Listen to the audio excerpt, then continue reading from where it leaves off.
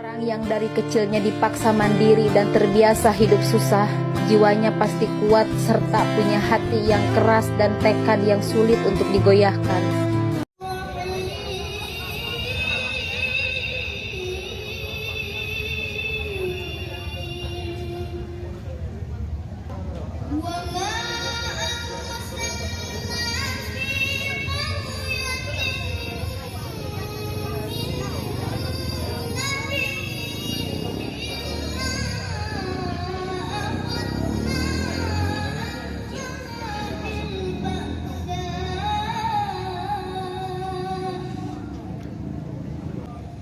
Dia besar.